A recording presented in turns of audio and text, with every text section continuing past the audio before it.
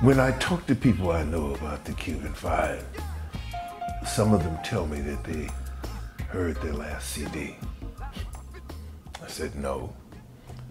Oh, you mean the basketball team? 12 years after 5 men were arrested, and 9 years after they were condemned to long prison terms, a lot of people still do not know about the case of the Cuban Five. Think about American men and women who volunteer to go abroad to try and stop violence against this country.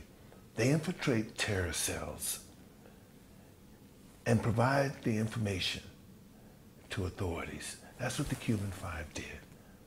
Only they did it in Miami.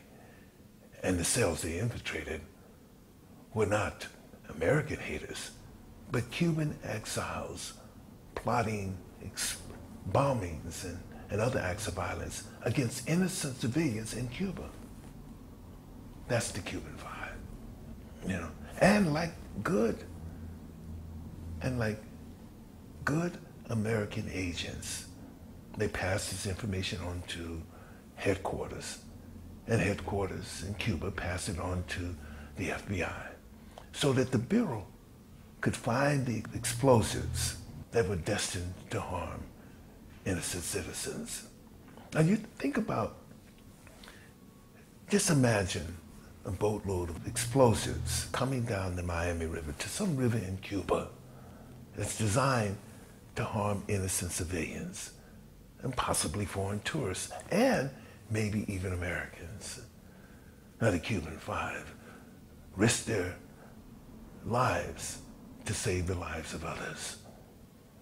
And if they had been Americans, they would have been awarded medals, become heroes.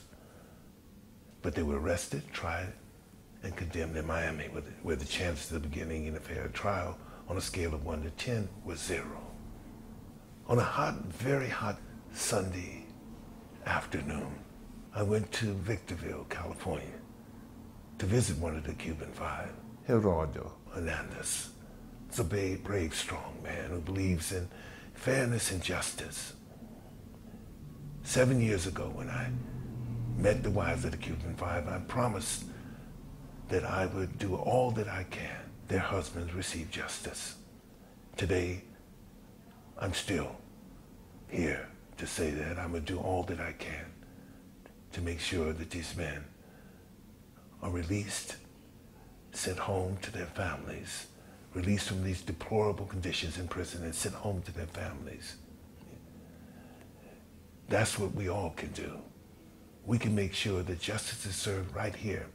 Men who were brave enough to come here and to fight for the safety of their fellow citizens in Cuba.